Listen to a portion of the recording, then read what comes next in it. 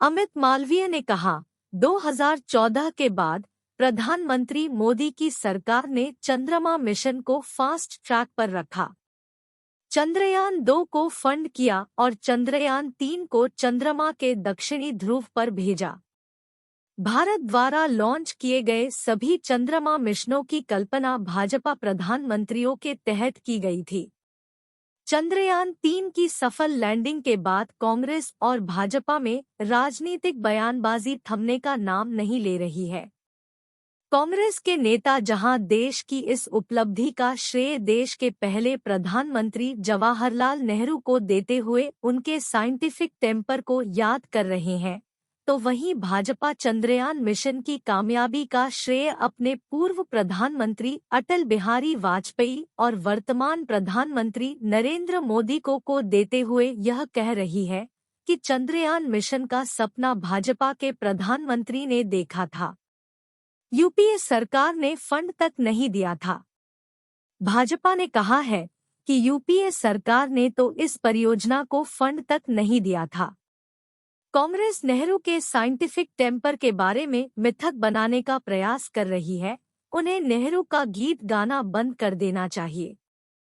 Bhajpa IT cell के head Amit Malviya ने x पर कहा, 15 अगस्त 2003 को तत्कालीन प्रधानमंत्री अटल बिहारी वाजपेयी ने चंद्रमा मिशन चंद्रयान 1 की घोषणा की, जो वादे के अनुसार 2008 में पूरा हुआ। कांग्रेस ने अपने पैर पीछे खींच लिए और 2014 तक चंद्रयान 2 पर कोई प्रगति नहीं की। फिर वे बाहर हो गए। 2014 के बाद प्रधानमंत्री मोदी की सरकार ने चंद्रमा मिशन को फास्ट ट्रैक पर रखा। चंद्रयान 2 को फंड किया और चंद्रयान 3 को चंद्रमा के दक्षिणी ध्रुव पर भेजा। भारत द्वारा लॉन्च किए गए सभी चंद्रमा मिशनों की कल्पना भाजपा प्रधानमंत्रियों के तहत की गई थी। अमित मालवीय ने शेयर किया वाजपेयी का वीडियो। मालवीय ने आरोप लगाया कि इन सभी वर्षों में कांग्रेस गांधी परिवार के इर्दगिर्द घूमकर उन्हें प्रमोट करने में ही लगी हुई थी। इसमें नेहरू के गैरमौजूद वैज्ञानिक स्वभाव के बारे में मिथक बनाना भी शामिल है।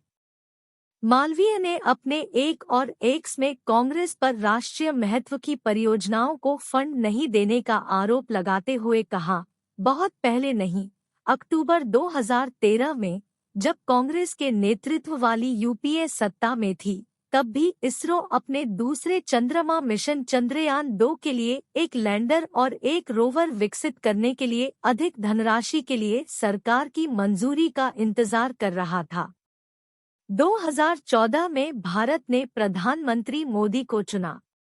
अंतरिक्ष अनुसंधान का बजट 2013 से 14 के 5,615 करोड़ से 123% बढ़कर 2023 से 24 में 12,543 करोड़ हो गया। भारत ने 2014 के बाद 389 अंतर्राष्ट्रीय उपग्रह लॉन्च किए। इससे पहले के सभी वर्षों में इसने केवल 35 लॉन्च किए थे। इन अंतर्राष्ट्रीय लॉन्चों से 2014 के बाद भारत को 157 मिलियन अमेरिकी डॉलर, कुल कमाई 174 मिलियन अमेरिकी डॉलर और 223 मिलियन, कुल 256 मिलियन यूरो, कुल मिलाकर 3,300 करोड़ रुपए के लगभग प्राप्त हुए।